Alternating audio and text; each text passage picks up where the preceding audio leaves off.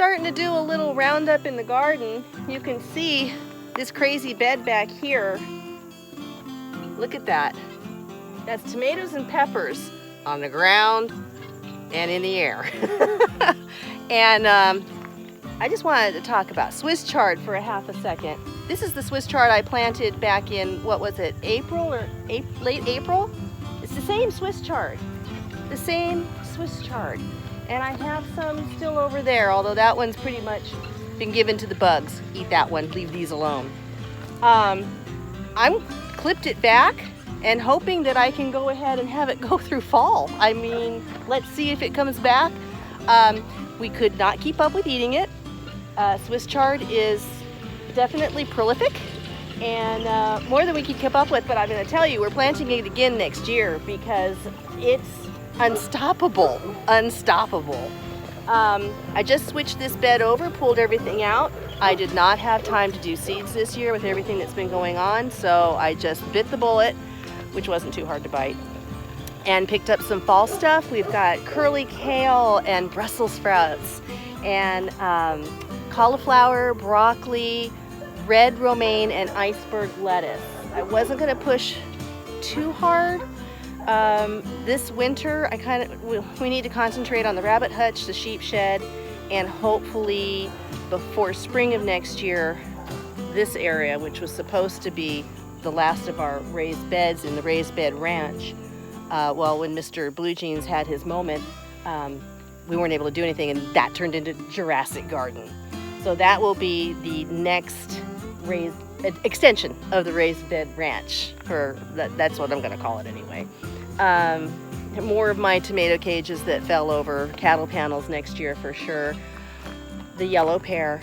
Let me tell you, if you don't plant any other tomato, they don't stop. I just cleared the bush of ones that were ready to pick. I just cleared the bush, and we still have boatloads. It's probably my favorite tomato. The kind you can just pop in your mouth. They eat. They're delicious. They're great in a salad. I froze them whole.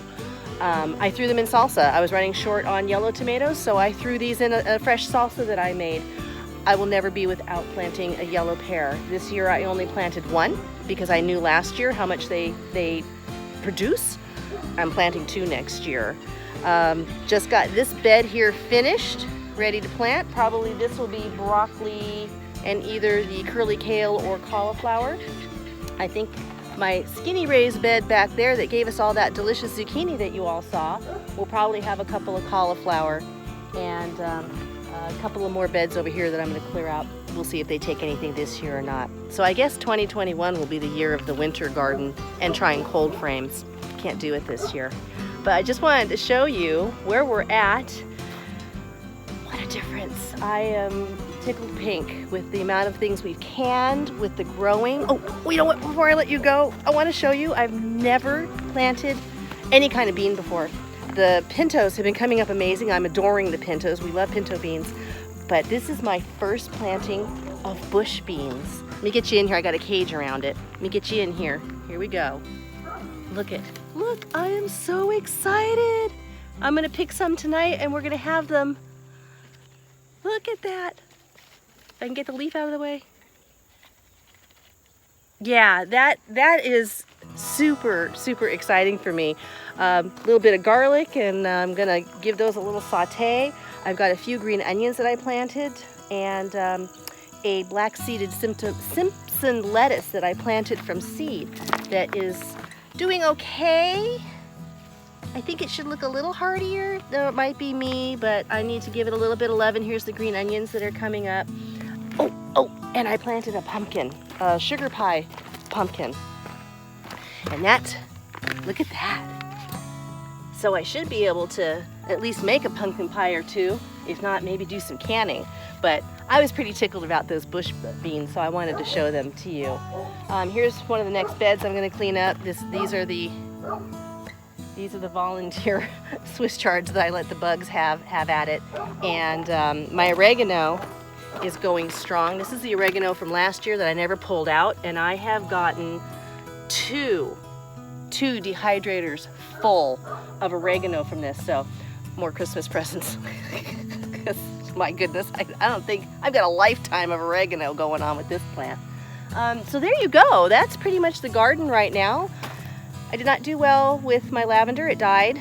I think it got too much water. It's finicky, and that is a herb that I want very bad and that I'm going to put off until I have more time to understand it. It may be something I need to grow in the farmhouse because I just haven't had any luck with it. So I'm tabling that and getting ready for things right now that I can grow. So anyway, this is Nikki D from 5 Dog Farm, transitioning into fall. I hope your garden is growing well. We'll talk to you soon.